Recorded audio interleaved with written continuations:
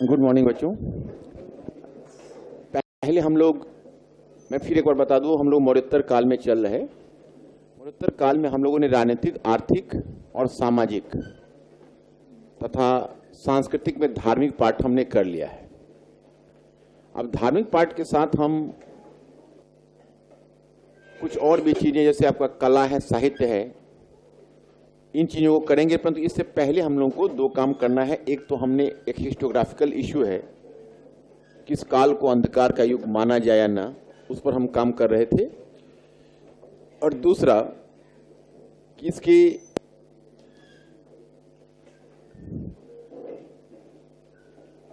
एक विशिष्ट काल आपको पढ़ना है, वह है संगम काल। और संगम साहित्य का अध्ययन करना है और संगम समाज। संगम साहित्य और संगम समाज, ये दो टर्म्स का इस्तेमाल सिलेबस में हुआ है। इसे बीच बीच में क्वेश्चन भी पूछा जाता रहा है।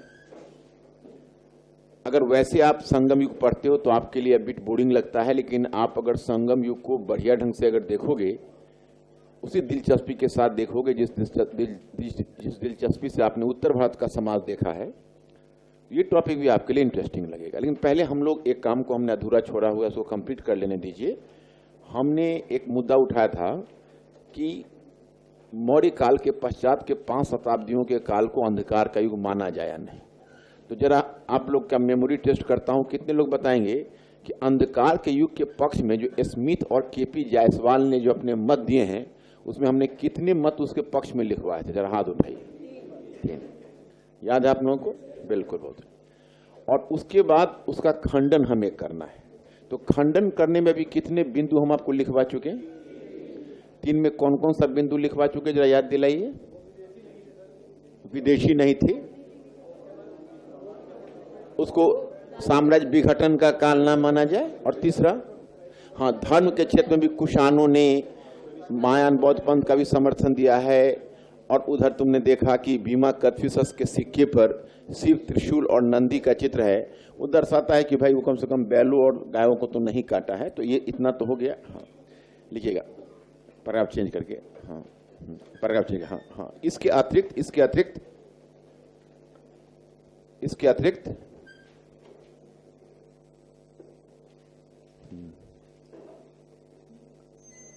हाँ हाँ हाँ, इसके अतिरिक्त, हाँ हाँ, देखिए, हाँ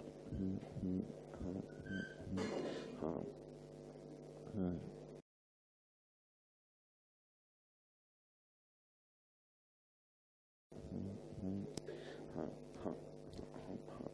हाँ, इसके अतिरिक्त इस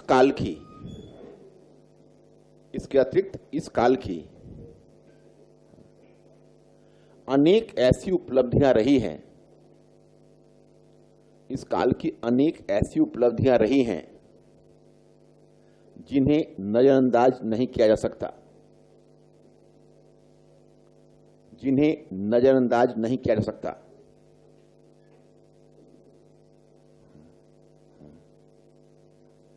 हाँ, ये इस प्रकार हैं।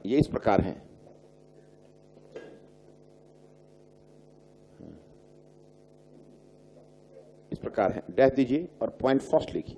वो 3 पॉइंट ऊपर लिखा हुआ है ना, तो इसमें या तो पॉइंट फर्स्ट लिखो या पॉइंट 4 कर दो। 3 तो लिखा हुआ है तुमने, तो पॉइंट 4 कर दो।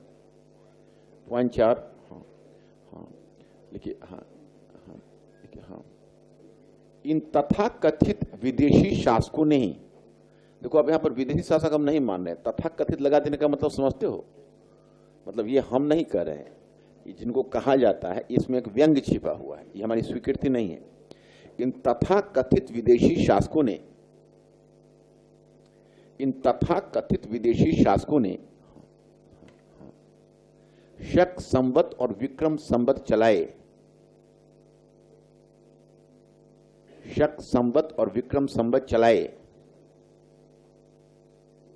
जिन्हें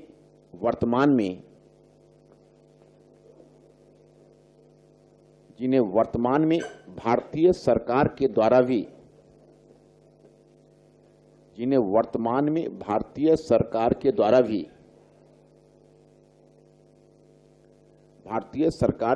भी स्वीकृति मिली है। पॉइंट नंबर 5, हम इस तथ्य को भी अस्वीकार नहीं कर सकते, हम इस तथ्य को भी अस्वीकार नहीं कर सकते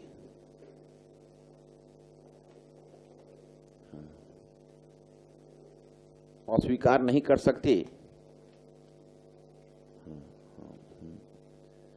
कि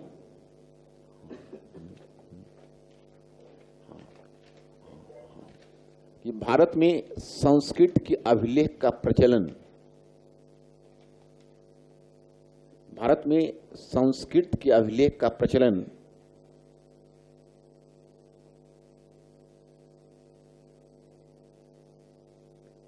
तथा कथित विदेशी शासकों ने ही चलाया है, तथा कथित विदेशी शासकों ने ही चलाया है। उदाहरण के लिए रुद्र दमन का जूनागढ़ अभिलेख, उदाहरण के लिए रुद्र दमन का जूनागढ़ अभिलेख,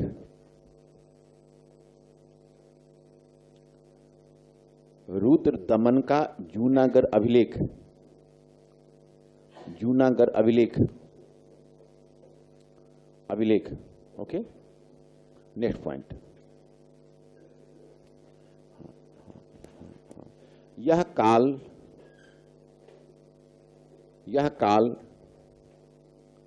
आर्थिक दृष्टि से प्रगति का काल था, प्रगति का काल था, क्योंकि रोमन व्यापार से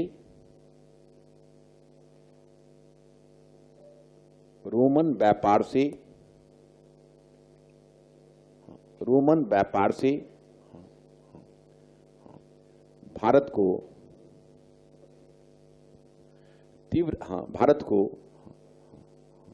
व्यापक आर्थिक लाभ प्राप्त हो रहा था।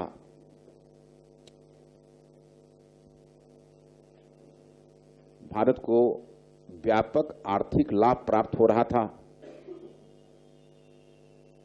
भारत को व्यापक आर्थिक लाभ प्राप्त हो रहा था, तथा भारत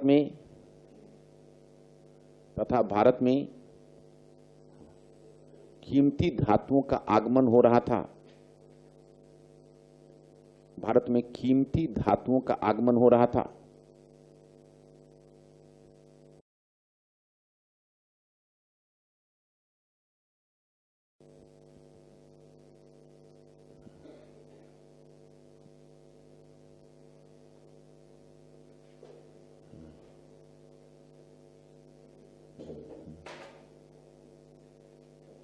कीमती धातुओं का आगमन हो रहा था। एक पॉइंट लास्ट। यह भारत और भूमध्य सागरीय क्षेत्र के बीच, यह भारत और भूमध्य सागरीय क्षेत्र के बीच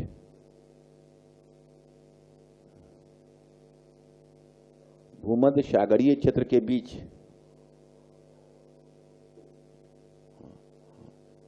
आर्थिक संबंधों का ही नहीं, आर्थिक संबंधों का ही नहीं बल्कि तीव्र सांस्कृतिक संबंधों का भी काल था।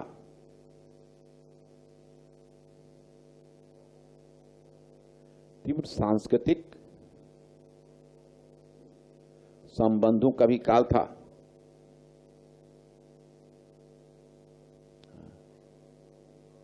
सांस्कृतिक संबंधों का भी काल था। उदाहरण के लिए उत्तर पश्चिम में मूर्ति कला के क्षेत्र में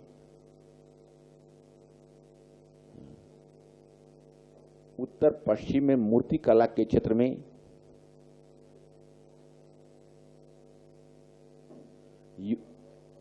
यूनानी रोमन एवं भारतीय तत्वों के बीच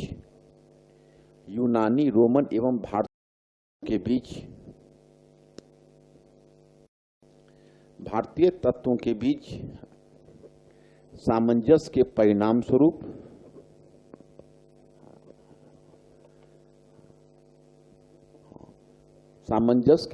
स्वरूप मूर्ति कला का गांधार शैली, मूर्ति कला की गांधार शैली विकसित हुई। मूर्ति कला की गांधार शैली विकसित हुई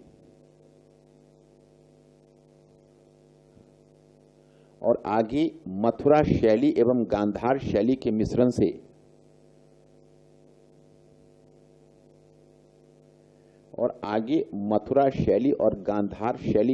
से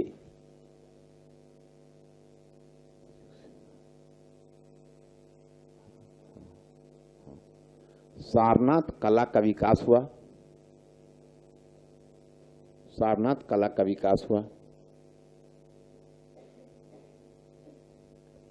पैराग्राफ चेंज करके इस प्रकार इस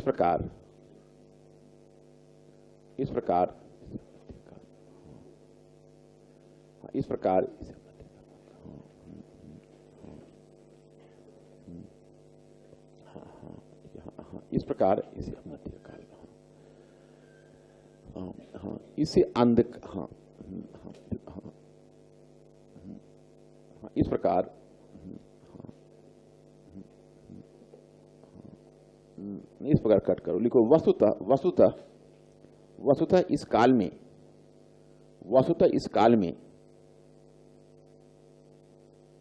काल में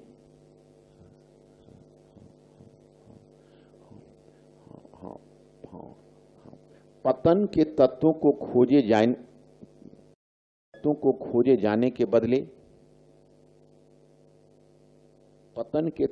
खोजे जाने के बदले कुछ प्रगतिशील तत्वों को खोजना आवश्यक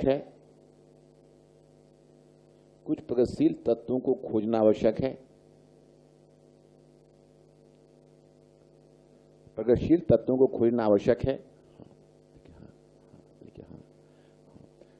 धर्म और कला के क्षेत्र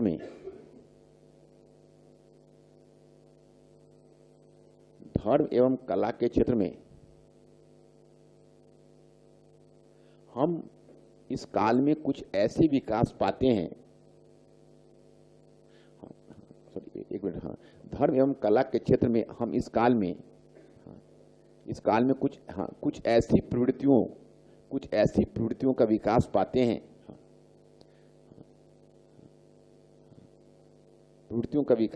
हैं जो आगे चलकर गुप्त काल में स्थापित हो गया।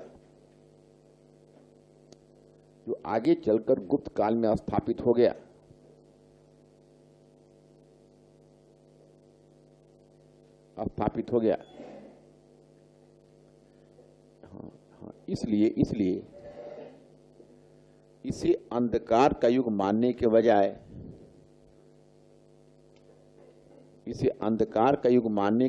क्लासिकल युग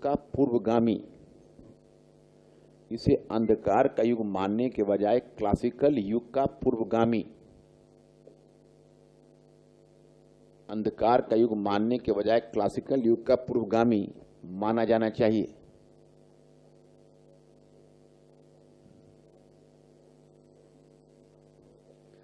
अब इसको ये हो गया, कितने पॉइंट्स हो गए? मेनली पॉइंट्स ध्यान रखना, थोड़ा एनालिटिकली मैंने डाल दिया। अगर चाहता तो केवल संस्कृत का बड़ा अभिलेख पॉइंट थर्ड ये कर देता, थोड़ा सा एनालिटिकली डाल दिया कि प्रेजेंटेशन कैसे होता है। समझ रहे हो कि नहीं? हालांकि बहुत छोटे क्वेश्चन में तो, अब जैसे तुम्हारा फर्स्ट पेपर में तो 150 शब्द का कोई क्वेश्चन नहीं होगा, वो तो सेकेंड पेपर में होगा, तो 150 शब्द में थोड़ा और भी छोटा करना पड़ता है। लेकिन अगर जैसे कभी कभी मार्किंग के पैटर्न से पता चलेगा, कुछ क्वेश्चन का मार्किंग 20 है, किसी का 15 है, और कोई का 10 मार्क्स भी दे देता है, तो 20 वाले के साथ थोड़ा सा ज़्यादा इनलार्ज करना पड़ेगा। समझ रहे हो ना? 15 सबसे ज़्यादा इनलार्ज 20 वाले को करो, फिर 15 वाले को करो, 10 वाले को थोड़ा छोटे भी जा सकते हो। तो क्वेश्चन का तो साइज छोटा होता है, लेकिन मैंने तुम्हें यहाँ पर विश्लेषण के लिए चीज़ों को बना दिया। तो कितने पॉइंट्स टोटल हो गए इसमें? 7 हो गए पक्ष में और 3 हो गए थे विपक्ष में। खंडन करना है, याद हुई हो गया होगा तुमको। अब देखो बच्चों, अब हम तुमको एक दूसरी दिशा में ले चलते हैं। जैसा कि मैंने आपको बताया कि हमने जब जिस समय सिलेबस क्लासिफाई करके बताया है, तो उसको उस पैटर्न के, मेरे पैटर्न को तुम याद रखो। अब मुझे ये पैटर्न बहुत ही आसान लगता है, तुम लोगों को थोड़ा सा अगर अपने आप को ढाल लोगे तो फिर पुराने पैटर्न में तुमको मजा ही नहीं आएगा। पुराने पैटर्न तो रटना पड़ता है ना, दूसरा क्या चाह रहा है। यहाँ पर एग्जाम हॉल में तुमको जैसे मैंने 7 पॉइंट लिखा रहा हूँ, 3 पॉइंट तुम भूल जाओ तो अभी 4 पॉइंट तो याद रहेगा। वहां तो एक पर भी नदारत हो जाता है। अब उसमें बच्चा को लिखना तो कहेगा कलयुग की अवधारणा इस काल में आई, तो कोई अच्छा बात थोड़ी है जो कलयुग की अवधारणा आई। उसको अंधकार का युग काटना है तो ऐसी बात लिखोगे ना। अगर किसी के बारे में लिखना, किसी के बारे में लिखना रहेगा कि इनके क्या ये एक मतलब बुरे बच्चे हैं, आलोचनात्मक परीक्षण कीजिए। अब तुमको 1-2 बुराई करके उसके अच्छाई के बारे में लिखना है तो कह दोगे ये सिगरेट भी पीते हैं, तो मतलब तुम उनकी तारीफ कर रहे हो कि आलोचना कर, मतलब उसकी बुराई कर रहे हो। उसी प्रकार से यहाँ पर तुम अगर कलयुग की अवधारणा दिखा दोगे तो कलयुग की अवधारणा का मतलब क्या है, मैंने एक दिन तुम लोग टाइमली नहीं आ सकते थे। मतलब ये क्या तरीका, और क्लास में अगर बाहर बैठा तो रोक दो तब कैसा रहेगा। एक दिन मैंने कहा, और मैं इसलिए मान के चला 5 मिनट तो मैं खुद भी लेट आया, क्योंकि मैं जानता था कि पुरानी आदत है छूटेगी नहीं इन लोगों को। उसके बावजूद भी आ रहे हो, कितना टाइम, अभी 8:25 हो रहा है। अब तुम लोगों का यही दंड है कि तुम लोग वहीं पर बैठोगे, वेट करोगे ना एक दिन, तो फिर दिमाग ठिकाने पर आ जाएगा, तब दौड़े हुए आओगे दूसरे दिन। तो मतलब कौन आ रहा है, ये जाओ बाहर जाओ। ये एक दिन कम से कम टाइम नहीं आ सकते थे, एक दिन तुम लोगों को बुलाया था मैंने। अब ये छूट गया तुम्हारा टॉपिक, बैठो।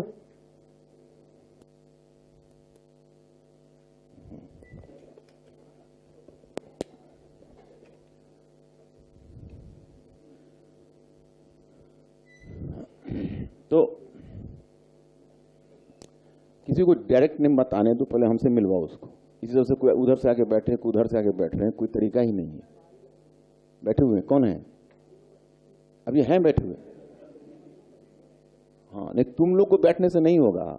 वहां बैठकर क्या कर रहे हो तुम, यहाँ से जो भी आने वाले हैं उनको पहले हमसे ये करके तब एंट्री लेके तब उसको आने दो। ऐसा नहीं कि कोई सीधा घुस जाए अंदर। तो बच्चों, अब संगम युग का जो टॉपिक है, ये टॉपिक आपके लिए बहुत ही इंटरेस्टिंग है, बहुत ही इंटरेस्टिंग। वैसे अगर देखोगे तो टॉपिक तुमको बड़ा बोझिल जैसा लगेगा, लेकिन इंटरेस्टिंग इसलिए है कि जैसे तुमने उत्तर भारत के समाज को बनते देखा है, उसी प्रकार से संगम युग में दक्षिण भारत में एक सभ्यता ने सेब पकड़ा है। भौगोलिक दृष्टि से देखोगे तो उत्तर का जो क्षेत्र है वो सिंधु गंगा के विस्तृत मैदान में फैला हुआ है, सिंधु गंगा के विस्तृत मैदान में फैला हुआ है, और यह विश्व की उपजाऊतम क्षेत्रों में एक है।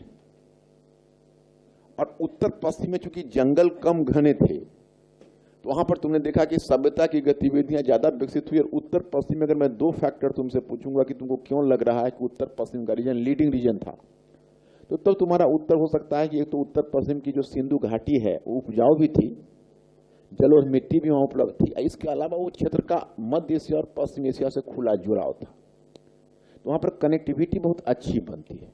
प्रायद्वीपीय भारत में देखते हो कि समुद्र से कटा हुआ है। जब तक नौ परिवहन की क्षमता विकसित न हो तब तक आउटसाइड वर्ल्ड से उतना एक्टिव कनेक्टिविटी नहीं हो सकती जितना कि उत्तर के, क्योंकि वहां पर लैंड रूट खुला हुआ है पूरा।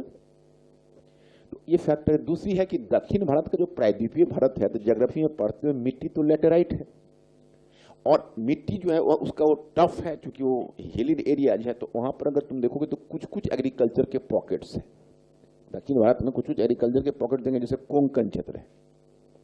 जैसे उसके बाद तुम देखोगे तो गोदावरी, जब तुम आओगे तो गोदावरी नदी के आसपास जिसको कहते हो गोदावरी डेल्टा क्षेत्र, फिर तुम आते हो तो कृष्णा नदी के पास, कृष्णा नदी और तुंगभद्रा का जो द्वाब का रीजन है उपजाऊ है, और उसके नीचे आते हो तो जो कावेरी डेल्टा का रीजन है, वो कावेरी डेल्टा का रीजन बहुत उपजाऊ है। कावेरी डेल्टा के विषय में एक संगम कवि था, उसका नाम था अबू किलार।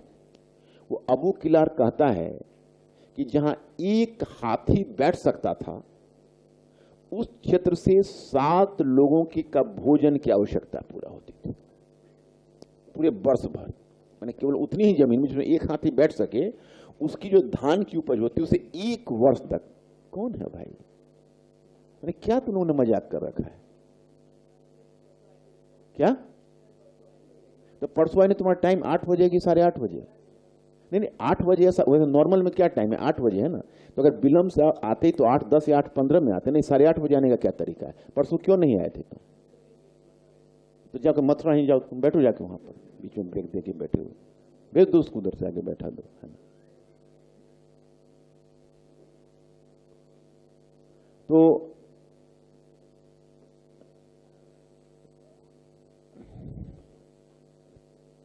अब तुम लोग ध्यान कर लेना, आगे से अगर इतना लेट हो ना तो प्लीज मत आना, वहीं पर ऑफिस में बैठ के वेट करना, और जब ब्रेक होगा तो फिर इन करना। अब मेरे क्लास का टेम्पो खराब हो जाता है, 9:30 तक मुझे क्लास देना है और 15 मिनट तो ये सब डिस्टर्ब करता है, कोई इधर आ रहा है, कोई। मैं ये नहीं कर रहा हूँ, चलो 5 मिनट 10 मिनट तक तो यार चलता है, आधे घंटे लेट आ रहे, उसको क्या मैं जस्टिफाई करूँ? और कहोगे मैं लेट हो गया, बस लेट हो गई, तो बाहर बैठो, क्यों तुम दूसरे बच्चे को डिस्टर्ब कर रहे हो?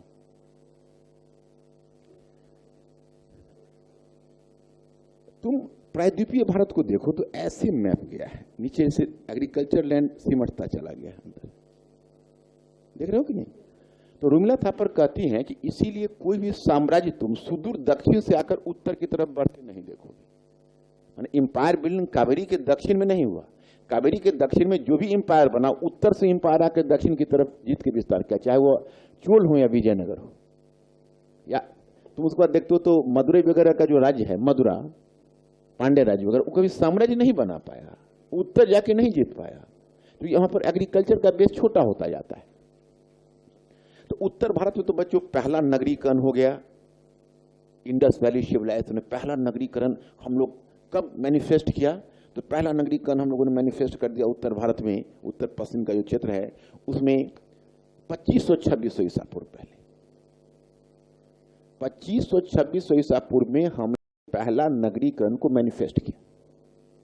फिर उस नगरीकरण का पतन हुआ, और फिर 6ठी सदी ईसा पूर्व में हम लोगों ने दूसरा नगरीकरण मैनिफेस्ट कर लिया, और वो चला गया मौर्योत्तर काल में। लेकिन जिसको तुम सुदूर दक्षिण कहते हो, वो सुदूर दक्षिण में पहला नगरीकरण इसी संगम काल में है, फर्स्ट अर्बनाइजेशन। अब तुम देख रहे हो कि प्रायद्वीपीय भारत था, मिट्टी उतनी उपजाऊ नहीं थी, मिट्टी सख्त थी, उसको तोड़ने के लिए पहले तो पत्थर के उपकरण तो चल ही नहीं पाए, तो नवपाषाण काल में वहां पर तुम देखते हो कि कृषक बस्तियां नहीं विकसित हुई, मुख्य रूप से पशु चारण रहा। और जब ताम्रपाषाण काल आया तो कृषक बस्तियां विकसित हुई, परंतु उतनी विकसित नहीं जितना उत्तर तुम देखते हो। और जब लोहे का प्रचलन शुरू हुआ महापाषाण काल में, तो ज्यादा खुदाई हो सकती थी जमीन की, लेकिन महापाषाण काल में एक कमजोरी तुमने देखी होगी, you have to just visualise, कि महापाषाण काल में जो अधिकतर लोहे के उपकरण बने हुए थे वो युद्ध उपकरण के रूप में थे, कृषि के उपकरण के रूप में कम होती थी। परंतु ईसा की आरंभिक शताब्दियों में धीरे धीरे जो वो कुछ लोग हैं उतर के कावेरी डेल्टा में आके खेती करने लगे, तो कावेरी डेल्टा उपजाऊ थी, तो प्रोडक्शन सरप्लस की स्थिति उत्पन्न हुई। इन द मीन टाइम एक कहावत सुने को, बिल्ली के भाग से छीका टूटा। शायद उस समय भी नगरीकरण नहीं हो पाता सुदूर दक्षिण में, लेकिन तभी रोमन व्यापार का लिंक बन गया। और रोमन व्यापार में सुदूर दक्षिण में 2 आइटम्स ऐसे थे जिसका कि बहुत ज्यादा रोम में मांग थी, एक तो मसाले, दूसरा मोती। तो ये बहुत बड़े दक्षिण के राज्य जो निर्यातक बन गए, तो 2 फैक्टर, एक तो agrarian surplus plus Roman trade, वो दोनों ने मिलकर ईसा की आरंभिक शताब्दियों में राज्य निर्माण को संभव बनाया। और तब तुमने 3 राज्यों की चर्चा सुनी, जिसे कहते हो चोल, चीर और पांड्य। और सुदूर दक्षिण में यही सभ्यता का मैनिफेस्टेशन है। लैंग्वेज में उत्तर की लैंग्वेज, ध्यान करो कि उत्तर में सबसे पहले हम लोगों ने संस्कृत लैंग्वेज, यानी उत्तर में संस्कृत लैंग्वेज का विकास हुआ, और संस्कृत लैंग्वेज का फिर पाली प्राकृत का विकास हुआ, लेकिन वो सब मौखिक परंपरा से ही चल रहा था। लिपि का प्रयोग कब सबसे पहले शुरू हुआ? कौन बताएगा? अगर प्रीलिम्स में तुमको अगर वास्ता पड़े कि उत्तर भारत में पहली लिपि किस काल में आपको पहली लिखित साक्ष्य बताओ, पहली लिखित साक्ष्य उत्तर में कब आपको दिखता है? हड़प्पा काल में तो फिर वो लिपि लुप्त हो गई, हड़प्पा लिपि। हड़प्पा काल को अपवाद में रखो, ठीक है, हड़प्पा काल में तुमने देखा, लेकिन हड़प्पा काल में फिर उसको अपवाद में रखो। अब दूसरा बताओ,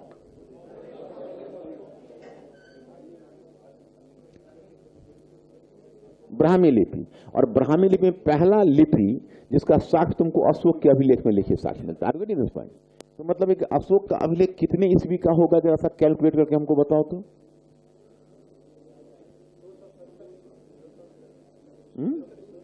अरे अशोक का काल क्या है, कौन कौन बताएगा? 270-75 मत बोलो ना, बोलो से हमको तीसरी सदी ईसा पूर्व बोल के बताओ।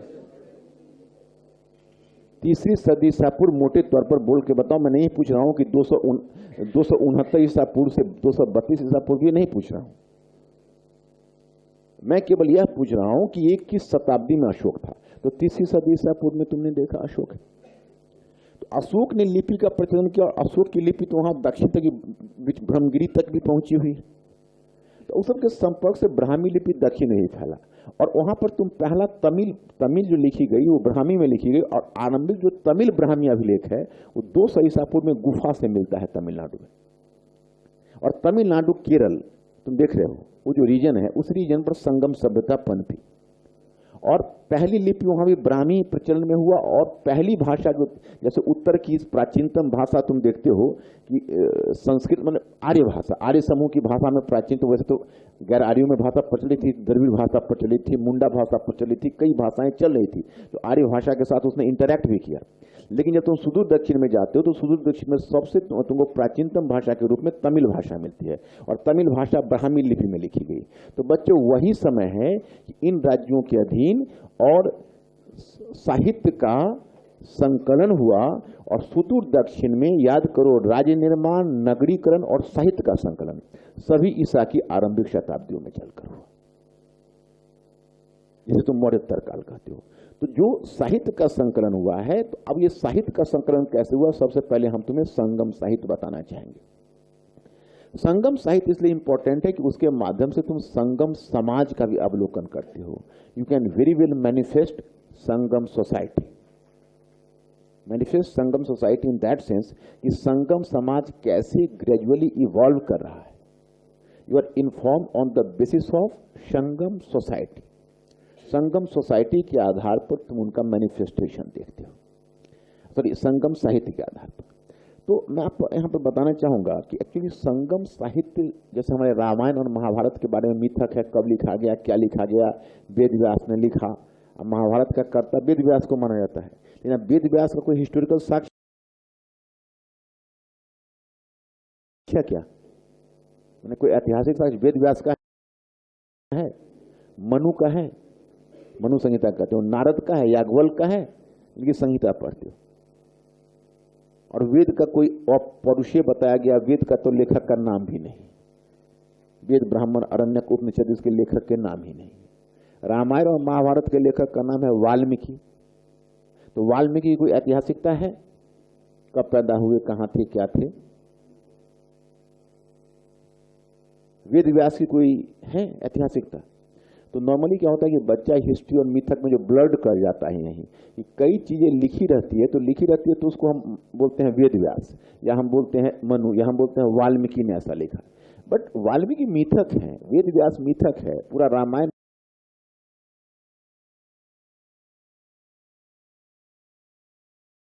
महाभारत की कथा मिथक है, परंतु इतिहास में उनका महत्व यह है कि उसमें जिस जीवन की झलक मिलती है। जैसे हमेशा इतिहासकार को साहित्य की जरूरत सोर्स मटेरियल के रूप में पड़ती है। अभी भी आपको ब्रिटेन में औद्योगिक क्रांति को समझना है तो जितना आप वहां के इतिहास से समझ सकते हैं उतना ही उस समय के साहित्य से समझ सकते हैं। जब चार्ल्स डिकेंस का तुम हार्ड टाइम्स पर होगे, चार्ल्स डिकेंस का जब तुम हार्ड टाइम्स पर होगे, तो चार्ल्स डिकेंस के हार्ड टाइम से तुमको यह सूचना मिलेगी कि औद्योगिक क्रांति ने लोगों के लाइफ में कितना डिट्रीमेंटल इंपैक्ट पैदा किया था, कितना खतरनाक इंपैक्ट पैदा किया था। उसी प्रकार से साहित्य से तुमको संगम समाज भी समझने का मौका मिलेगा।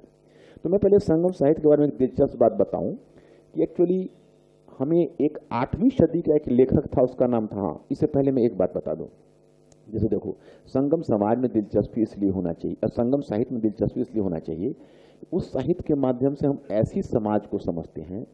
तुम्हें भी सुदूर दक्षिण के समाज में एक स्वाभाविक जिज्ञासा होनी चाहिए, क्योंकि जिस प्रकार से हड़प्पा सभ्यता और वैदिक सभ्यता ने उत्तर भारत के समाज का की मुख्य सांस्कृतिक संरचना निर्मित की, उसी प्रकार से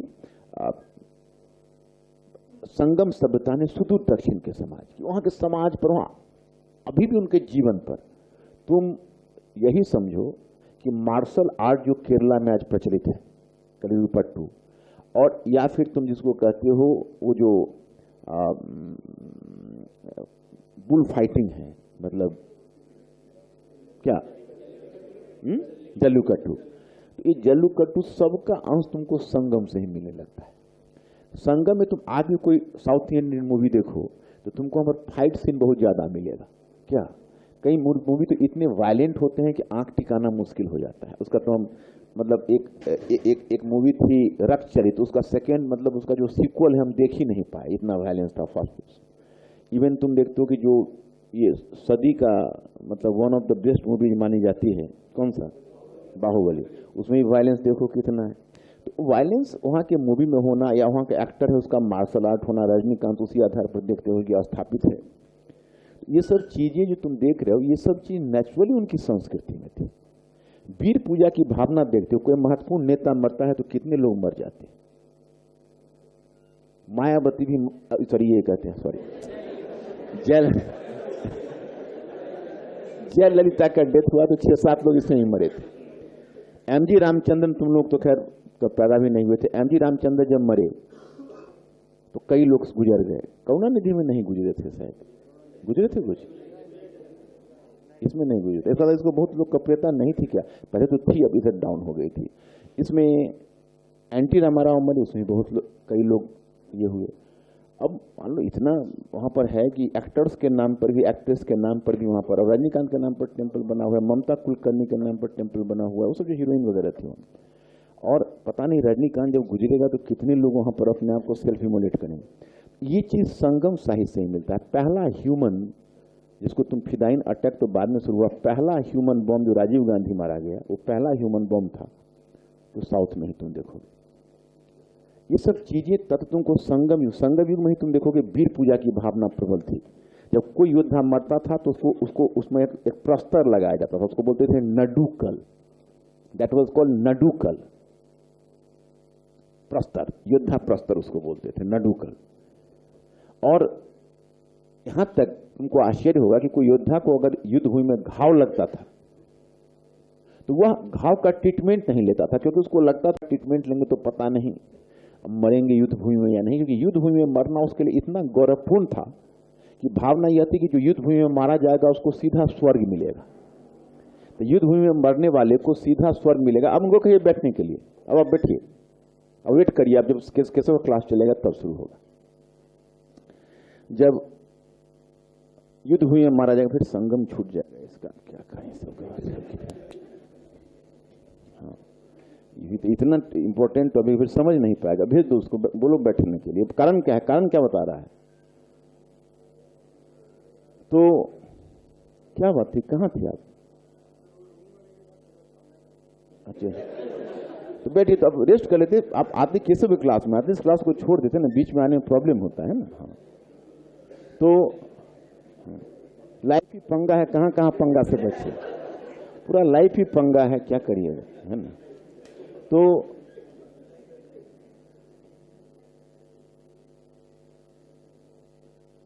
कहां पर पढ़ते हैं हम लोग? हाँ, अब युद्ध में मरना इतना गौरवपूर्ण माना जाता था कि कोई योद्धा अगर बेड पर मर जाता था तो उसको तलवार लेके उस चारपाई पर उसके शरीर के कई टुकड़ों में काट दिया जाता था, ताकि वहां यमराज को डाउट हो कि युद्ध में मारा गया और उसको सीधा स्वर्ग मिल जाए। ये भावना संगम साहित्य में थी, समझ सकते, मतलब संगम समाज में था। अब हम तुमको थोड़ा सा संगम साहित्य के बारे में बताया कि 8वीं सदी का, नाम वाम थोड़ा सा उसका साउथ इंडियन है तो नाम अलग मिलेगा, लेकिन है बहुत इंटरेस्टिंग।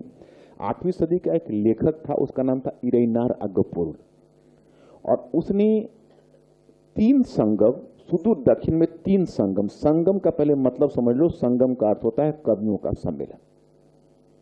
कवियों का सम्मेलन, संगम मीन कवियों का सम्मेलन। तो जो इरैनार अगस्त्यपुरुल है उसने 3 संगम की चर्चा की है। उसने कहा कि प्रथम संगम तीन मदुरई नामक स्थान, दोस्तों आसपास में मदुरई के पास ही। इरैनार अगस्त्यपुरुल ने कहा कि जो संगम चला है वो 9,990 वर्षों तक चला है और 197 पांड्य शासकों ने उससे संरक्षण दिया और 8,598 कवियों ने उसमें हिस्सा लिया। परंतु क्या आपको ये वास्तविकता लगती है? मिथक है। जैसे महाभारत और रामायण में हमको मिथक से भरे पड़े हैं, तो ये जो इरैनार अगस्त्यपुरुल का जो ये लेखन है उसमें भी मिथक है कि सुदूर दक्षिण में 3 संगम चले जो 9,990 वर्ष तक चले। 197 पांड्य शासकों ने उसमें उस पर संरक्षण दिया और 8,598 कवियों ने उसे हिस्सा लिया। ये तो है मिथक। वास्तविकता यह है ये जिसको तुम संगम साहित्य कहते हो उसका संकलन ईसा की आरंभिक शताब्दियों में 1000 वर्षों तक होता रहा। वैसे परंपरा के अनुसार जो 3 संगम हुए उन 3 संगम में बताया गया कि पहला संगम 3 मदुरई नामक स्थान पर हुआ। उसमें केवल देवताओं और योद्धाओं ने हिस्सा लिया, देवताओं और ऋषियों ने हिस्सा लिया और उसकी अध्यक्षता की थी ऋषि अगस्त ने। अब देखो उत्तर भारत का ऋषि है ऋषि अगस्त, उनको दक्षिण की परंपरा से जोड़ा जा रहा है।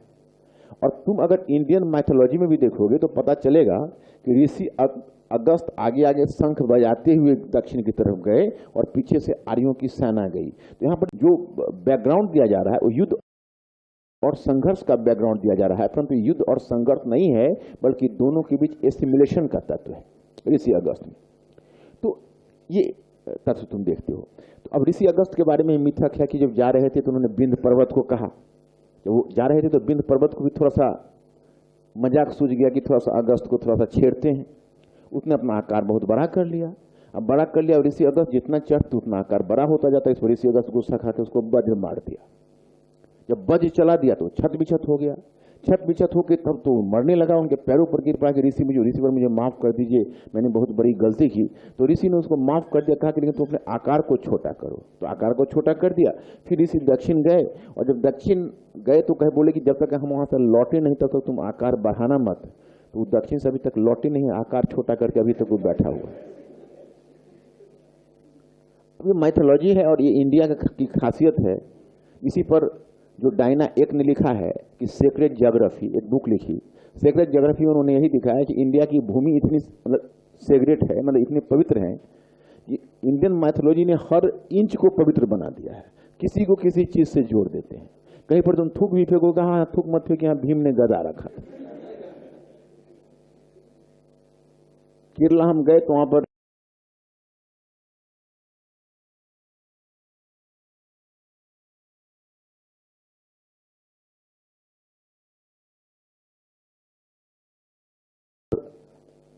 टूरिस्ट प्लेस में तो एक ने गाइड ने कहा कि चलिए वहां पर राम का आश्रम में आपको ले चलते हैं। राम केरला में कैसे आ गए? तो नहीं, वो लंका से आ रहे थे तो एक दिन रुके थे वहां भी। तो मैंने हर जगह को उन्होंने छा दिया है कोई ना कोई तरह से परंपरा के आधार पर, धर्म से कुछ से जोड़कर। तो ऋषि अगस्त की भी कहानी, तो इसका प्रतीकात्मक अर्थ है कि उत्तर की संस्कृति दक्षिण की तरफ जा रही है। तो ऋषि अगस्त ने अध्यक्षता की, उसमें बहुत सारे ग्रंथों का संकलन हुआ, परंतु सारे ग्रंथ नष्ट हो गए किसी सामुद्रिक तूफान के कारण। हो सकता है सुनामी जैसी कोई चीज रही हो मिथक के अनुसार, और फिर उसमें कुछ बचा नहीं।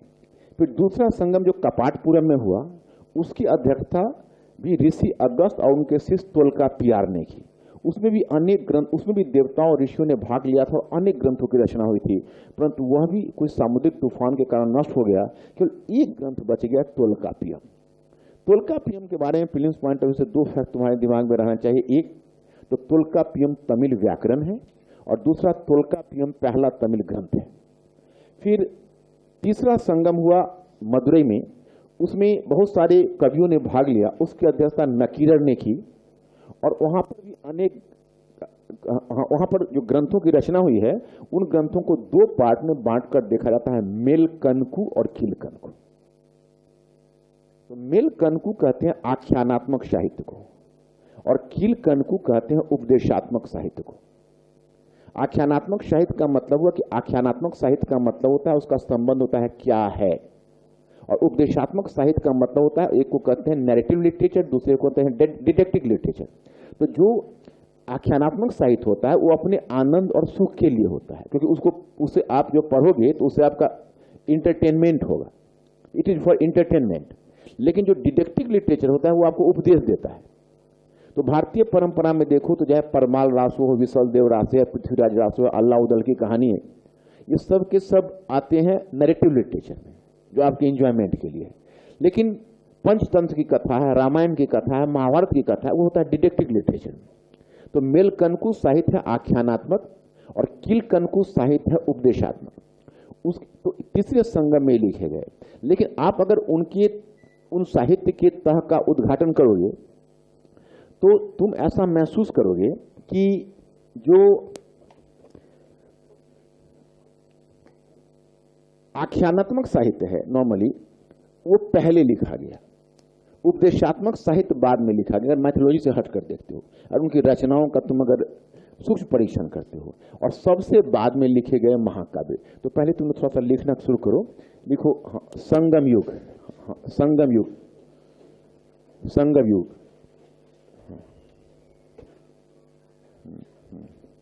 संगम युग में लिखेगा, हाँ जैसे कि लिखेगा, हाँ सुदूर दक्षिण में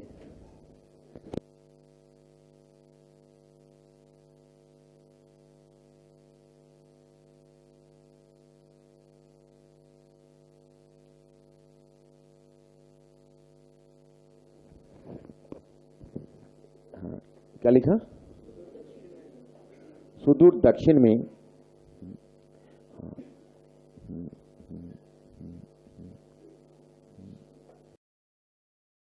राज्य निर्माण ईसा की आरंभिक शताब्दियों में हुआ,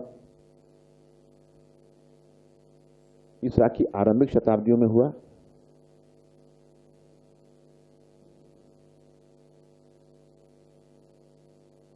और फिर यही ईसा के शताब्दी में हुआ तथा चोल चेर और पांड्य राज्य, चोल चेर और पांड्य राज्य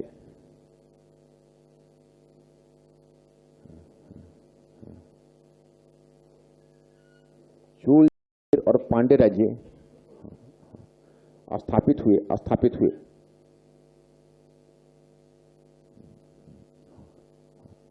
खारवेल के हाथी गुंफा अभिलेख में, खारवेल के हाथी गुंफा अभिलेख में, खारवेल के हाथी गुंफा अभिलेख में इन राज्यों का जिक्र मिलता है, हाथी गुंफा अभिलेख में इन राज्यों का जिक्र मिलता है।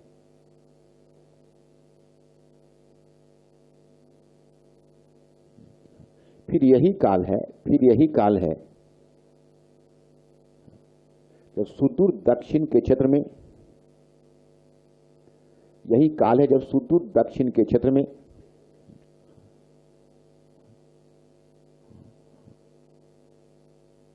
प्रथम नगरीकरण का विकास देखा गया,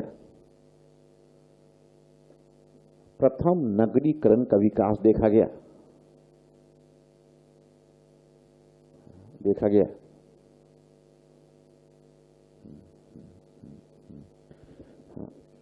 पैराग्राफ चेंज करके लिखना, उत्थान एवं परिवर्तन के कारण, उत्थान एवं परिवर्तन के कारण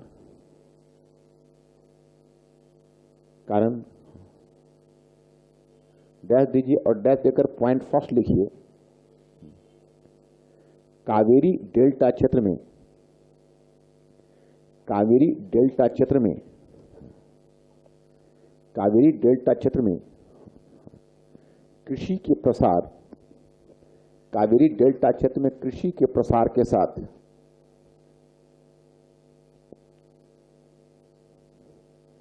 कृषि के प्रसार के साथ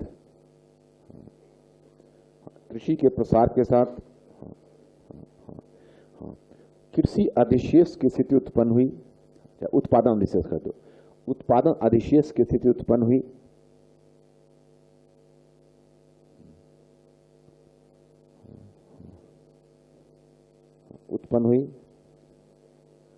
पॉइंट नंबर 2 लिखो, पॉइंट नंबर 2। हाँ, रोमन व्यापार का लाभ, रोमन व्यापार का लाभ इन राज्यों को प्राप्त,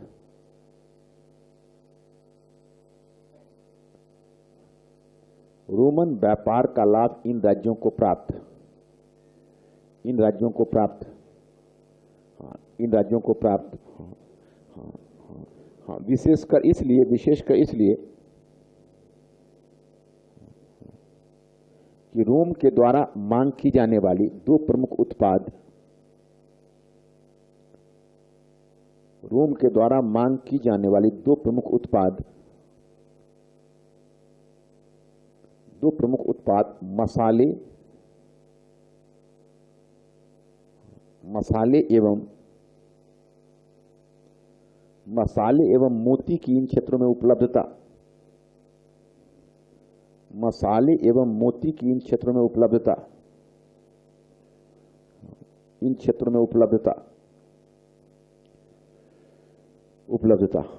अब हो गया। अब नीचे ब्रेक देकर लिखिएगा, नीचे ब्रेक देकर छोटा सा हेडिंग देखिए, छोटा हेडिंग लिखिएगा, हाँ,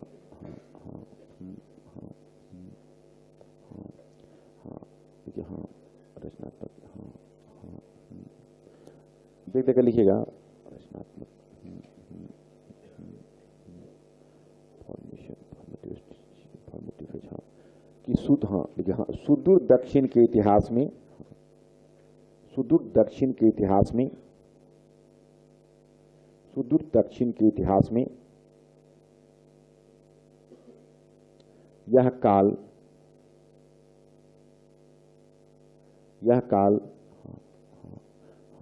सांस्कृतिक,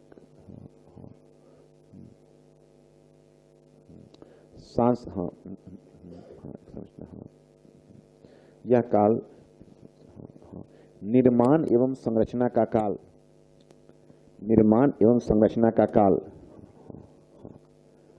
निर्माण एवं संरचना का काल, वैद्य का लिखिएगा, यह वह काल था, यह वह काल था, यह वह काल था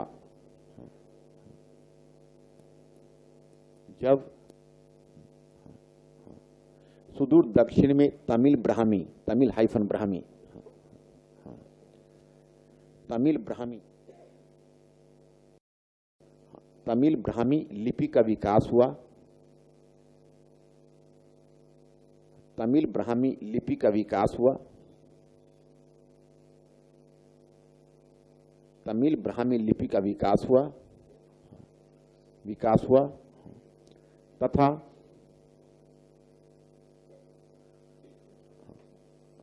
ब्राह्मी लिपि का विकास हुआ तथा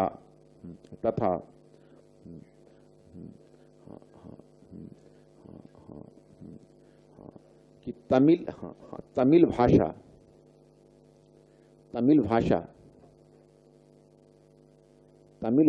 साहित्यिक भाषा के रूप में स्थापित हुई, तमिल भाषा साहित्यिक भाषा के रूप में स्थापित हुई,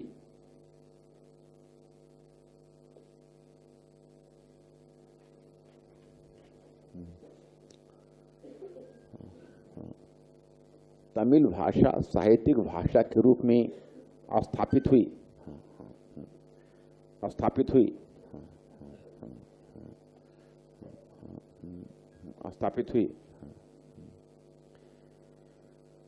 तमिल भाषा के रूप में स्थापित हुई। संगम साहित्य के विकास को, संगम साहित्य के विकास को इस संदर्भ में समझने की जरूरत है, संगम साहित्य के विकास को इस संदर्भ में समझने की जरूरत है, साहित्य के विकास को इस संदर्भ में समझने की जरूरत है।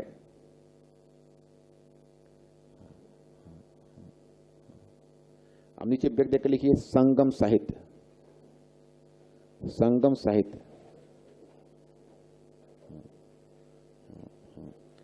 लिखिए संगम का अर्थ होता है कवियों का सम्मेलन, संगम का अर्थ होता है कवियों का सम्मेलन, कवियों का सम्मेलन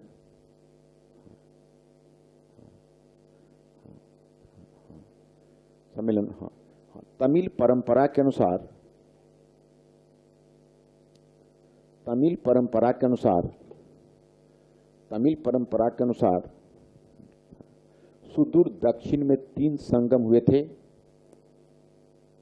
सुदूर दक्षिण में 3 संगम हुए थे, 3 संगम हुए थे जिनमें संगम हुए थे जो 9,990, जो 9,990 देखो वर्ष तक चलते रहे,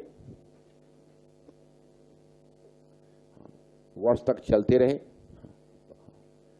197 पांड्य शासकों ने, 197 197 पांड्य शासकों ने उन्हें संरक्षण दिया,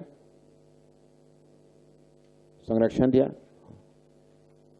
और 8,598 कवियों ने,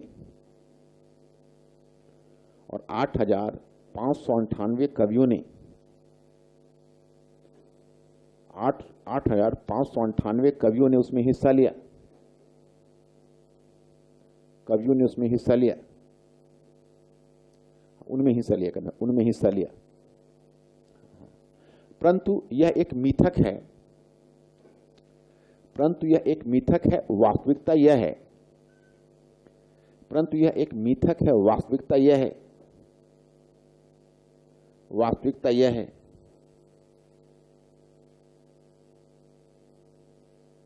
कि ईसा की आरंभिक शताब्दियों में, ईसा की आरंभिक शताब्दियों में लगभग 1000 वर्षों तक, ईसा की आरंभिक शताब्दियों में लगभग 1000 वर्षों तक संगम साहित्य का, संगम साहित्य, तमिल साहित्य, तमिल साहित्य, तमिल साहित्य का संकलन होता रहा।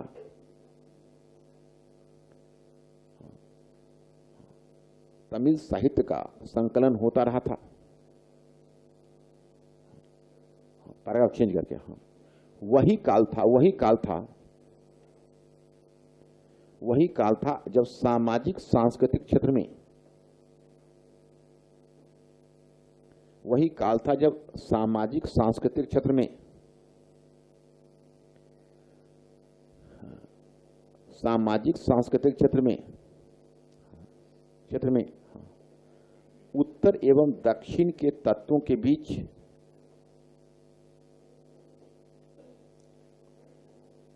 उत्तर और दक्षिण के तत्वों के बीच, तत्वों के बीच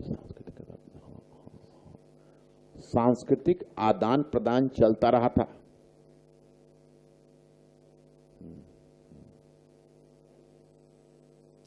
सांस्कृतिक आदान प्रदान चलता रहा था, सांस्कृतिक आदान प्रदान चलता रहा था, चलता रहा था, सांस्कृतिक आदान प्रदान चलता रहा था। ओके, उत्तर दक्षिण के तत्वों के बीच, देखिए, हाँ, देखिए, हाँ, इसलिए, हाँ, हाँ, हाँ, इसलिए जब हम तमिल साहित्य का, जब हम तमिल साहित्य का विश्लेषण करते हैं, जब हम तमिल साहित्य का विश्लेषण करते हैं, तो उसमें हमें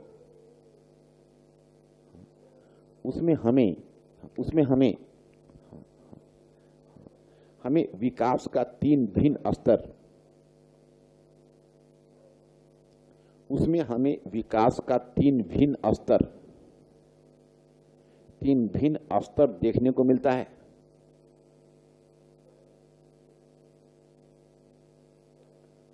विकास का 3 भिन्न स्तर देखने को मिलता है।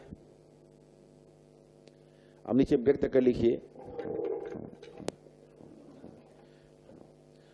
व्यक्त कर, हाँ, मेलकनकु साहित्य, मेलकनकु, मेलकनकु साहित्य, मेलकनकु साहित्य, और ब्रैकेट में लिखिए आख्यानात्मक साहित्य। मेलकनकु साहित्य ब्रैकेट में लिखिए आख्यानात्मक साहित्य।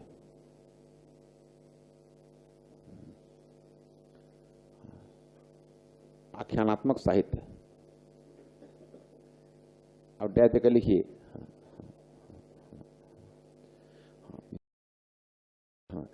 इसमें इसमें इसमें 8 ग्रंथ, 8 ग्रंथ, 8 ग्रंथ, 8 ग्रंथ में ब्रैकेट में लिख देना एट्टू तो गई,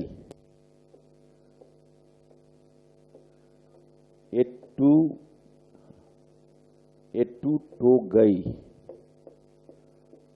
8 ग्रंथ एट्टू तो गई, एट्टू तो गई तथा 10 ग्राम्य गीत शामिल हैं, तथा 10 ग्राम्य गीत, एट्टू तो गई तथा 10 ग्राम्य गीत शामिल हैं, शामिल हैं। ग्राम्य, ग्राम्य यानी गांव से लिख नहीं सकते बिना देखिए, ग्राम्य ऐसा नहीं लिख सकते थे।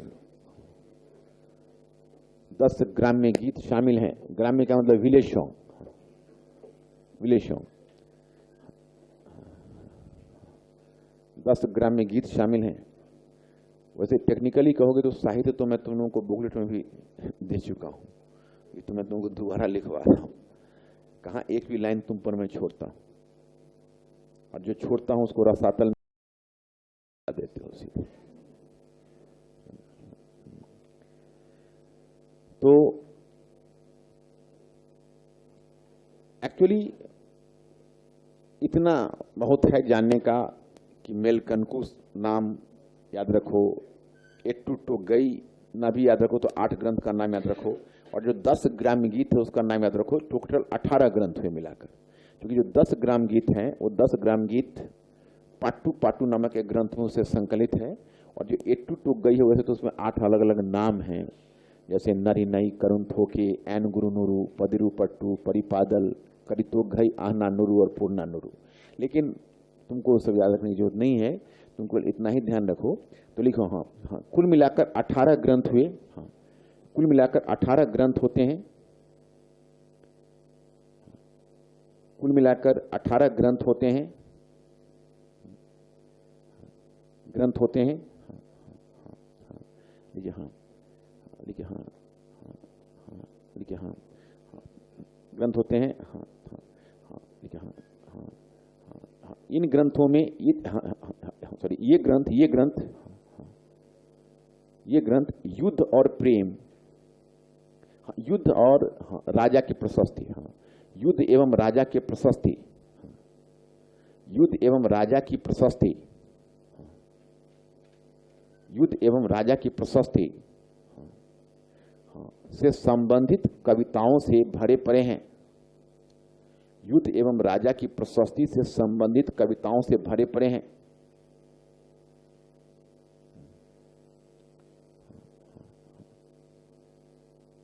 इनमें प्रेम का तत्व भी प्रबल है,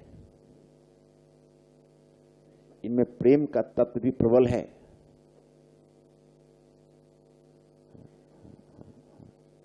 ये चारण एवं भाटों के द्वारा लिखे गए हैं। चारण समझते हो ना, कोई टास्टर होता है। चारण और भाट जो होते थे वो कवि नहीं प्रॉपर होते थे, वो राजा की प्रशंसा में लिखते थे और गाते थे। जैसे शिवाजी के लिए भूषण कवि थे ना, तो चारण और भाट जो होते हैं वो राजा की तारीफ करते हैं और उससे इनाम पाते थे। चारण भाट का नाम सुना है तुम लोगों ने? हाँ, तो देखिए हाँ, ये चारण एवं भाटों के द्वारा लिखे गए थे, ये चारण एवं भाटों के द्वारा लिखे गए थे।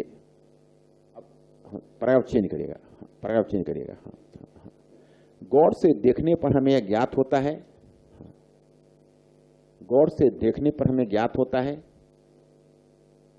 कि इन पर भी कुछ उत्तर भारत का प्रभाव है,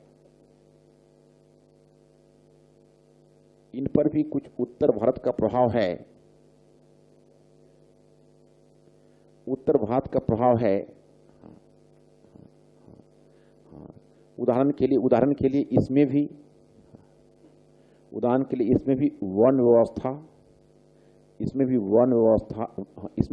वन व्यवस्था,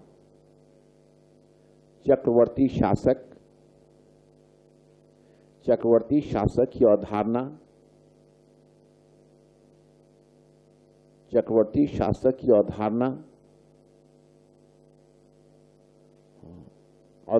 आदि का विवरण मिलता है, जिस पर उत्तर भारत का प्रभाव माना जा सकता है। जिस पर उत्तर भारत का प्रभाव माना जा सकता है।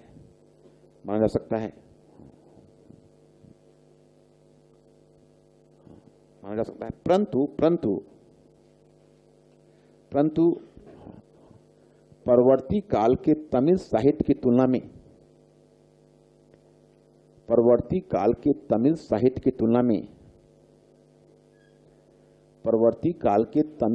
की तुलना में, इस पर उत्तर का प्रभाव अपेक्षाकृत कम है।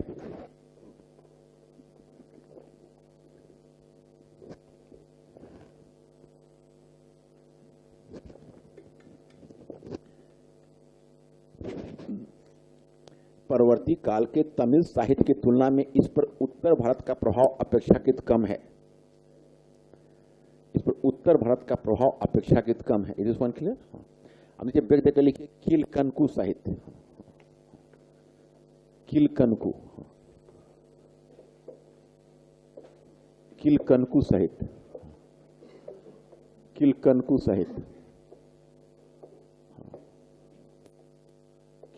साहित्य, इस पर डैश देकर लिखिए,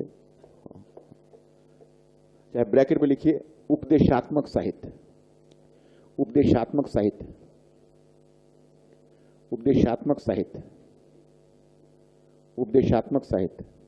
ब्रैकेट बंद करिए।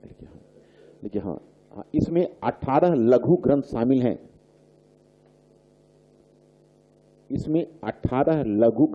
हैं। लघु ग्रंथ शामिल हैं।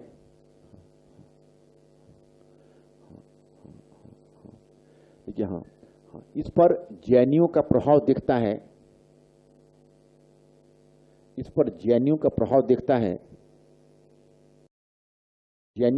दिखता है। देखिए हाँ, इन ग्रंथों में महत्वपूर्ण है तिरुकुराल और नालंदियार। इन ग्रंथों में महत्वपूर्ण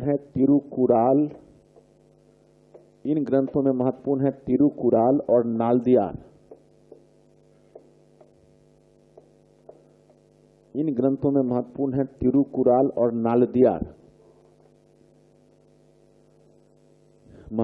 तिरुकुराल और नालंदियार। अब देखो लिखिएगा हाँ, अब ये उपदेशात्मक है। लिखा हाँ, इसमें उपदेश पर विशेष बल दिया गया। जैसे पहले में है ना वर्णन पर विशेष बल, इसमें उपदेश पर अधिक बल दिया गया है।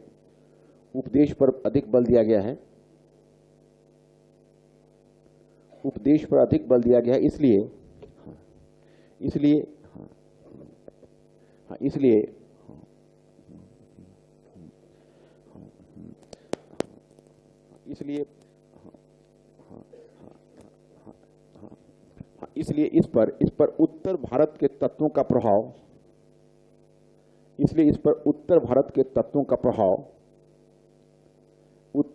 तत्वों का प्रभाव अधिक माना जाता है, अधिक माना जा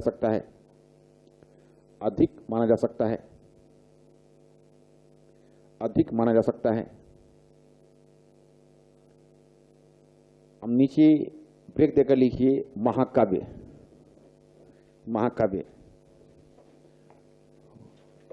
और महाकाव्य में डैश देकर लिखिए शिल्पादिकारम।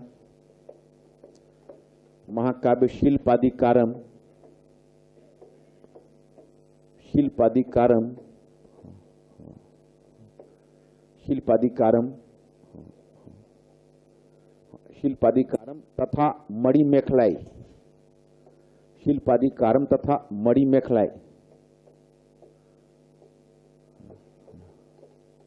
मणिमेखलाई।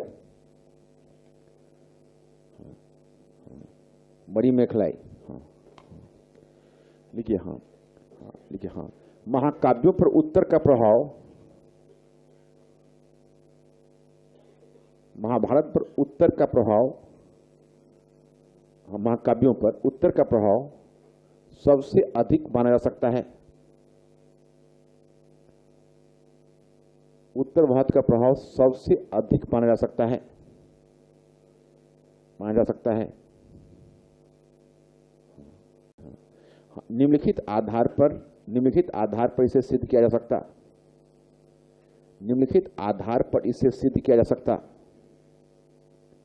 निम्नलिखित आधार पर इसे सिद्ध किया जा सकता।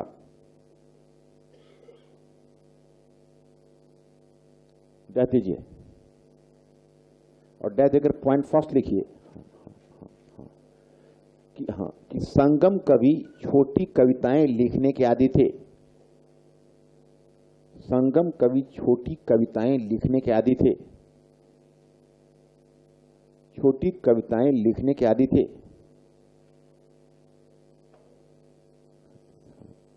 छोटी कविताएं लिखने के आदी थे।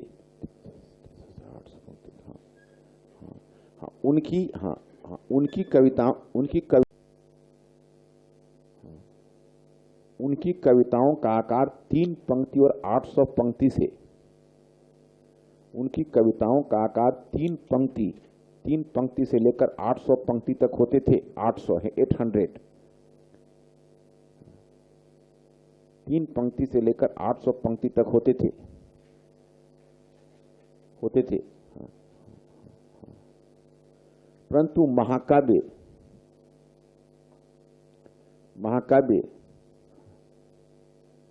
अपने आकार में काफी बड़े थे, अपने आकार में काफी बड़े थे, अपने आकार में काफी बड़े थे। पॉइंट नंबर 2 लिखिए। ये महाकाव्य उत्तर भारत के, ये महाकाव्य संस्कृत कर दो, ये महाकाव्य संस्कृत महाकाव्य, हाँ ये महाकाव्य संस्कृत महाकाव्य, ये महाकाव्य संस्कृत महाकाव्य रामायण एवं महाभारत, संस्कृत महाकाव्य रामायण एवं महाभारत के मॉडल पर लिखे गए, रामायण एवं महाभारत के मॉडल पर लिखे गए। पॉइंट नंबर 3 लिखिए। उत्तर के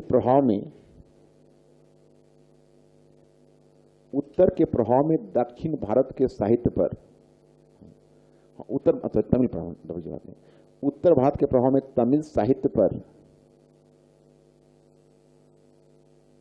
साहित्य पर भी मोक्ष एवं निर्वाण की अवधारणा, मोक्ष अथवा निर्वाण की अवधारणा का प्रभाव बढ़ने लगा। मोक्ष अथवा निर्वाण की अवधारणा का प्रभाव बढ़ने लगा,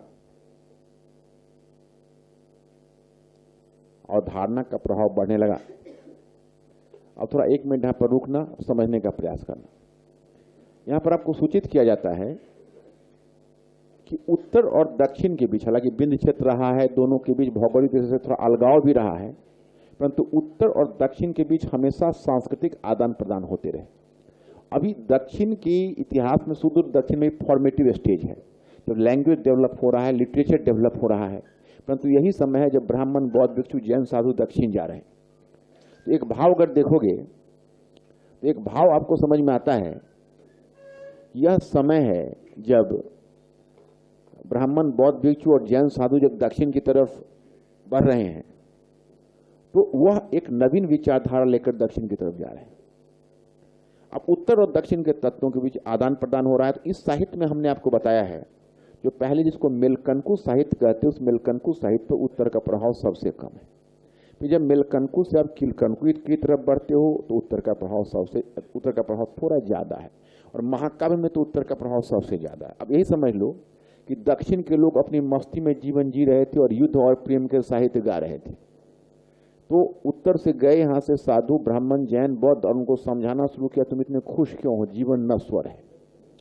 तो उन पर भी मोक्ष की अवधारणा का प्रभाव आ जाएगा और वही चीज महाकाव्य में तुमको व्यक्त हुई। जैसे शिल्पाधिकारम है, तो शिल्पाधिकारम को कहते हैं तमिल क्षेत्र में जो तमिल महाकाव्य है, मतलब उसको जेम बोलते हैं उसको, मतलब जो तमिल जीवन का, मतलब जैसे रामायण और महाभारत उत्तर भारत के हर भारतीय के जीवन को प्रभावित नहीं है। हर जगह लोग देखोगे तो महाभारत रामायण का उदाहरण देगा। अब तो नई पीढ़ी वाले थोड़ा सा अलग हट गए, पुरानी पीढ़ी वाले हमेशा रामचरित का मानस का एक दोहा बोल देते हैं ना, है ना। तो जब कोई विपत्ति का समय आता, कुछ भी आता है ना, तो कोई ना कोई एक दोहा बोल के उसको संतोष करते। तो दक्षिण भारत में भी तुम देखोगे वहां पर अभी भी जैसे कहते हे राम, यहाँ पर कहते हे राम, हे भगवान, दक्षिण में कहेंगे हे मुरुगन। तो वहां के कल्चर में बसा हुआ है। तो अगर इस तरह से आप देखोगे तो उसमें यह है कि जो शिल्पाधिकारम है उसमें है एक जो कथा है वो है कि एक तमिल क्षेत्र में तुम देखोगे एक जगह है जिसका नाम है कावेरीपट्टनम। तो कावेरीपट्टनम व्यापारी था, उसका पुत्र था जिसका नाम था कोवलन, और दूसरा पांडे क्षेत्र है। पांडे क्षेत्र मतलब मदुरै में हुआ, उसे दक्षिण। तो वहां पर एक सबसे बड़े व्यापारी की पुत्री थी, उसका नाम था कन्नगी। तो दोनों के बीच विवाह हुआ। पूरे दक्षिण भारत में सुदूर दक्षिण उस विवाह समारोह को मनाया गया, क्योंकि दोनों बहुत बड़े व्यापारी के पुत्र थे और काफी उसमें धन व्यय हुआ था और काफी संसाधन खर्च हुए थे। तो बड़े धूमधाम से विवाह हुए। लेकिन उसके कुछ समय के बाद कोवलन का पिता मर गया और कोवलन खुद ही अपने व्यापार का स्वामी बन गया। और तभी उसके साथ दुर्भाग्य हुआ कि वह एक नर्तकी थी माधवी, उसके प्रभाव क्षेत्र में आ गया और नर्तकी उसको अपने प्रभाव में लेकर उसका पूरा का पूरा जो धन है वो ऐंठने लगी। तो उसका धन ऐंठने लगी। अच्छा एक मिनट, थोड़ा जो बाहर गया उसको मैं थोड़ा सजेस्ट करना चाहूंगा, लिखने के टाइम में क्यों नहीं जाते हो, और तब फिर अधूरा रह जाएगा, छूटा रह जाएगा, तो फिर तो जैसे लिखने का जिसमें टाइम होता है उस समय जाना चाहिए बाहर। और जब लेक्चर दिया हो ना तब क्लास में बैठा करो, उल्टा कर देते हो। लिखने के समय समझते हो, लिखने में तो किसी और से भी ले लोगे, लेकिन समझने वाली जो चीज़ है उसमें रहना चाहिए ना। हाँ, नहीं तो ये सब कहाँ से तुम कोवलन और कन्नगी को समझ पाओगे फिर। तो देखो जो स्टडी होती है, मैं जीएस में भी यही कोशिश कर रहा हूँ, जब तक रीड करने के साथ फील नहीं करोगे और उसको जब तक दिमाग में प्रिजर्व नहीं होगा, मतलब इस तरह की पढ़ाई जो तुम ट्रेडिशनली कर रहे हो ना, उसमें अंत में यही होगा कि 2 4 5 एग्जामिनेशन फेल करने का रिकॉर्ड बना के यहाँ से वापस चले जाओगे और कुछ नहीं हो। हम जो इतना प्रयास तुम लोगों के लिए कर रहे हैं, क्यों कर रहे हैं कि कहीं अगर इससे हो जाए, कहीं तुम लोग सुधर जाओ, कहीं तुम लोगों का प्रयास हो जाए, चाहे तुम कहीं भी कोचिंग कर लो, कुछ भी कर लो, लेकिन जब तक उसमें तुम डूबोगे नहीं विषय में, विषय को अपनाओगे नहीं, तब तक उस पर क्वेश्चन को ट्विस्ट कर देंगे, समझ में नहीं आएगा। तो यहाँ तक तैयार करके क्वेश्चन ट्विस्ट एग्जाम हॉल में जाके फिर कॉपी खाली तो नहीं छोड़ोगे, क्योंकि माइनस मार्किंग नहीं है, कुछ उठपटांग लिख के चले आओगे और मार्क्स फिर वही आ जाएगा। इसलिए always try to be conscious. कोशिश करो कि बिल्कुल किड संकल्प, बाकी लोग क्या कर रहे हैं उसे हमको मतलब नहीं। Be serious. तुम्हारे साथ यहाँ 1 वर्ष 1.5 वर्ष 2 वर्ष का टाइम है, पूरी तरह इसको झोंको इसमें। तो वो जो कोवलन है, अब वो सारा धन उसका माधवी जो नर्तकी वो हथिया लेती है, और जब उसका धन समाप्त हो जाता है तो घर से धक्के देकर बाहर कर देती है। अब वो कहाँ जाए, तो इधर उधर भटकता हुआ आता है फिर अपनी पत्नी के पास। तो उसकी पत्नी जो कन्नगी है उस संकट की स्थिति में उसका साथ देती है, कहती है कि कोई बात नहीं है, आप व्यापारी पुत्र हो, आपके पास व्यापार का हुनर है, हम लोग फिर एक बार स्थापित हो जाएंगे। तो उसने कहा कि हमारे पास पूंजी नहीं, कहा कि पूंजी मैं दूंगी।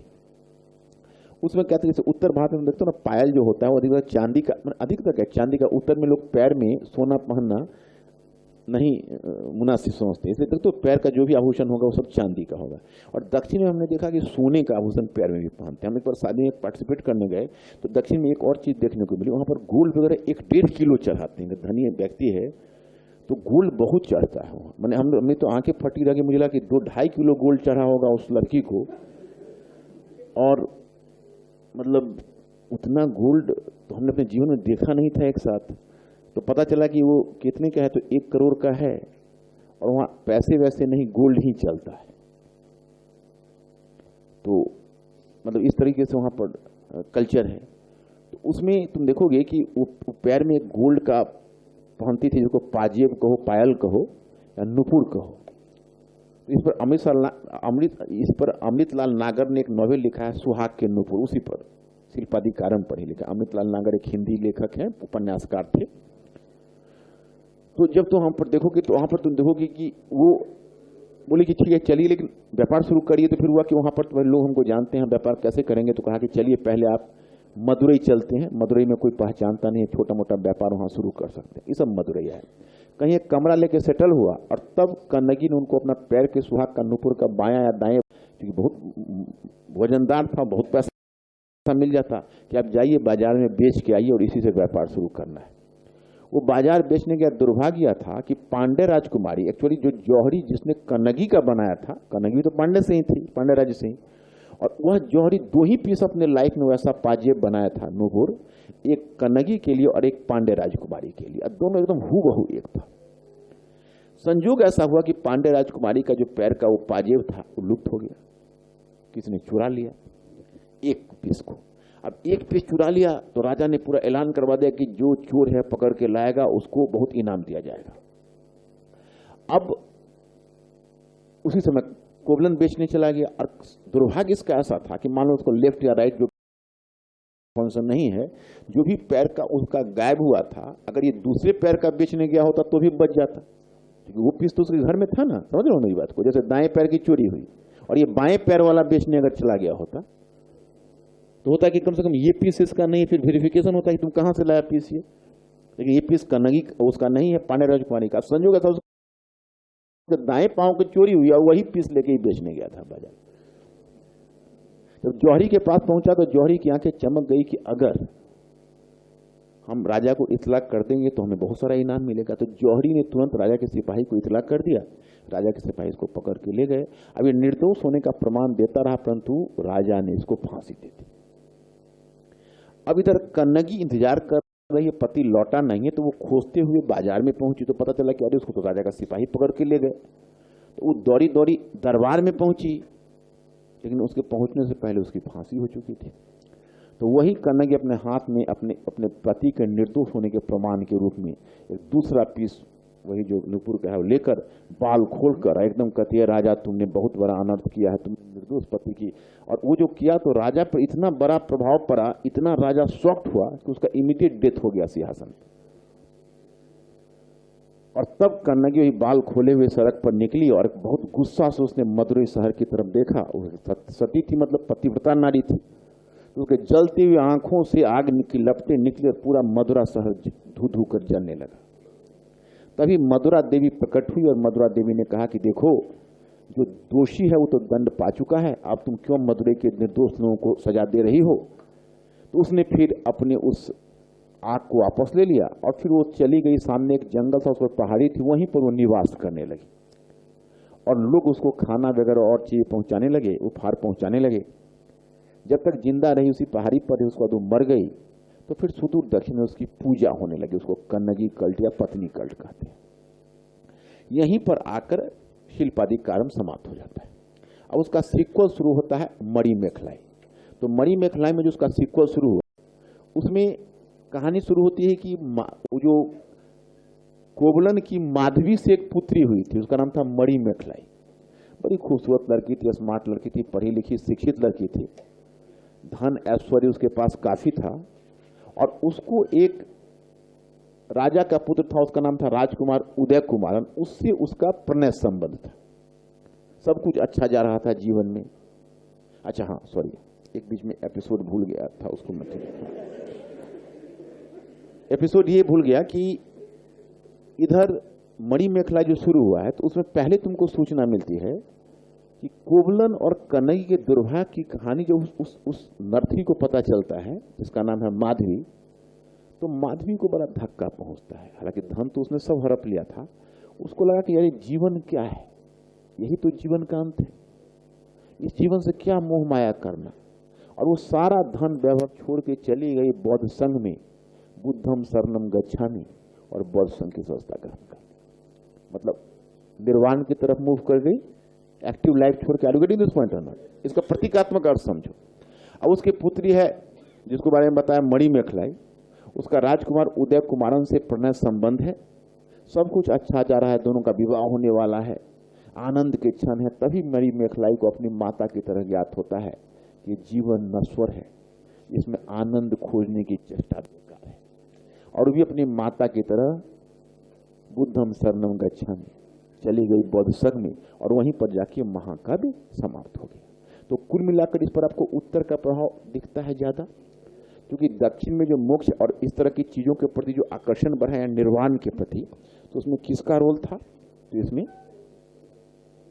अब थोड़ा सा मुझे राजनीतिक, आर्थिक, सामाजिक ये सब करना पड़ेगा। 5 मिनट का तुम लोग भी ब्रेक ले लो, क्योंकि अब तुमको शायद केशव देंगे एक टेस्ट, शायद आधे घंटे का, तो ये तय हुआ ना तुम लोग का, एक मैप का, और फिर जो मैप का क्लास है वो होगा। ओके, ठीक है। मुझसे जो भी पूछना हो, अब हम लोग मिलेंगे संडे को, यानी संडे ध्यान करना, संडे का हम लोग का टाइम रहेगा 8:30, है ना? क्या कल 8:30 से 11? नहीं 11 बजे क्या? मैंने समझा नहीं, तुम क्या बोल रहे? 11 बजे क्लास?